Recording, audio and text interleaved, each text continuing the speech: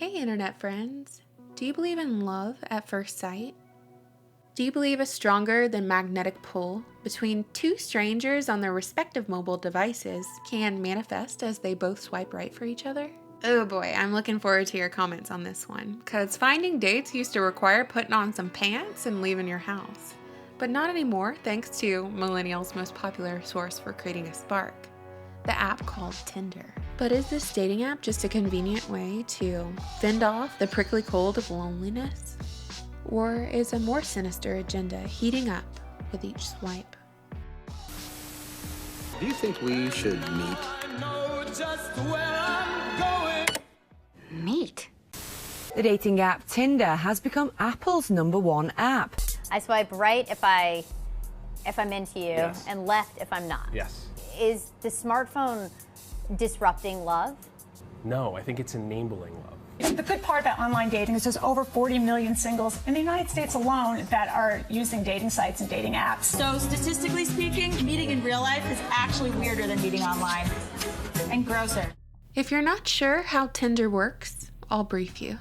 Imagine a regional human buffet with a menu on your phone. Tinder finds potential romantic matches near you, narrowed down by your criteria, showing profiles with photos so physical attractiveness can be evaluated in a split second. And if you're not interested in the individual offered, you can pass by swiping left. If you are interested, you swipe right. And the reason why Tinder is so successful, in order to communicate, the person in which you expressed interest must express mutual interest before you can exchange messages. The idea is for strangers to meet and fall into easy intimacy, or at least that's what Tinder has gotten a reputation for, being the go-to hookup app. Behind the multi-billion-dollar location-based dating app is an interesting cast of characters. Jewish Tinder co-founders Sean Rad and Justin Mateen, and now Tinder is owned by Match Group Incorporated, which is an American company headquartered in Dallas, Texas, that owns other online dating websites like OkCupid,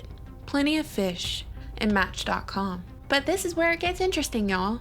Match Group is a subsidiary of the Interactive Corp, or IAC, an American media and internet company with Barry Diller sitting on the board of directors as chairman. After working for ABC in the 60s and Paramount Pictures in the 70s until his employment at Paramount ended in a bitter conflict with Martin Davis, Diller was an executive at Rupert Murdoch's Fox Broadcasting. And according to the director of the Fox show The Simpsons, the primary antagonist of the show, Mr. Burns, was based off of Diller, which is curious when you consider that The Simpsons has accurately predicted or alluded to major events like 9/11, Ebola, and Donald Trump's presidency, a practice which some refer to as predictive programming, since cartoons serve as the perfect conduit for the unsuspecting mind, a mind ready to be socially engineered and flooded with subliminal messaging. We'll get back to the unsuspecting minds in a moment, but first I want to go ahead and go back to this IAC board of directors under which Tinder operates. Former First Daughter Chelsea Clinton is listed as director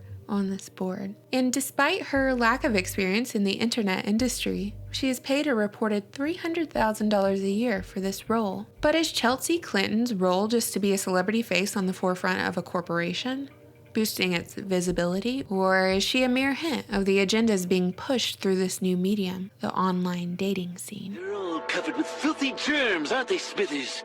Why, what do you mean, sir? Freemasons run the country! It appears that Diller didn't end the social engineering with TV programming, which makes sense since young people are constantly plugged into a mobile electronic device. There's a stark juxtaposition between generations in their introduction to the world of relationships and sex. The rise of the internet opened up an entire realm of connections, both positive and negative. The internet and social media has changed the way we date, and it's also warped our ideas about sex and sexual norms, especially with pornography being so easily accessible. Can you imagine if someone combined the addictive aspects of social media, like instant gratification and validation, with, let's say, the accessibility of sex or stimulating conversation into an app, but then use that platform to push a political ideology or agenda through subliminal or even sometimes overt messages integrated into the system? Well, can you imagine? Well, you don't have to, because I've got a few examples for you. Let's go to November of 2016. When Tinder announced that it would be expanding its gender identity choices from man and woman to include a wider range of options, so transgender users could have a better app experience. Transparent producer Zachary Drucker explained the change was empowering to trans people like her, adding, "I think that many people will be opened up to the possibility of swiping right on an out trans person and to have an expanded dating pool. Why not create a separate app for trans folks and those who wish to date trans folks?" Was that out of the budget, Diller?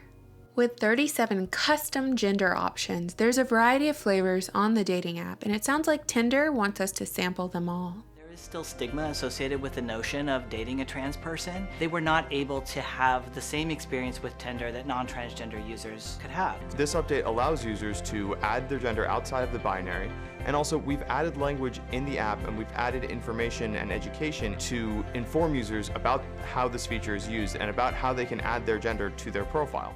While Diller is married to Diane von Furstenberg, making for a Zionist Jewish power couple, he is widely believed to be gay. And speaking of Zion, there was a surge of Israeli propaganda spreading to Tinder, speculated to have been headed by the Director of Interactive Media and Public Diplomacy at the Office of the Prime Minister of Israel, which wasn't the first time or the last time someone utilized Tinder for a political campaign. And while those examples which furthered political and social agendas reached unsuspecting minds on this Tinder app, what is really the concern is the data mining of users in order for Tinder to perfect their AI. In May of 2017, Match Group announced that it was exploring artificial intelligence in order to improve your matches and land you dates without any swiping on your behalf. Tinder users could potentially be able to ask Siri to assist them in finding dates and help find potential matches in areas nearby to users, letting Tinder users know who's taken or who's single when walking into a room. Tinder requires you to register with their app through your Facebook profile, so one could assume that relationship statuses will be curated from your profile and your friends' profiles.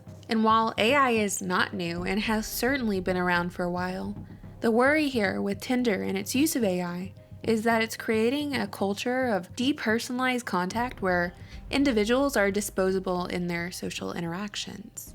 My personal opinion is that while we're more connected than ever with apps like Tinder, the behavioral norms perpetuated by Tinder's hookup culture are a highway to loneliness. It's an endless game of interaction, validation, acquisition, and trying not to catch STDs or feelings.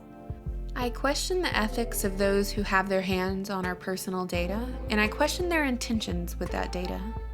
Tell me, have you ever used an app like Tinder? Have you ever tried online dating? What was your experience? Let me know. I always look forward to your comments. Thank you so much for subscribing and supporting my channel on Patreon.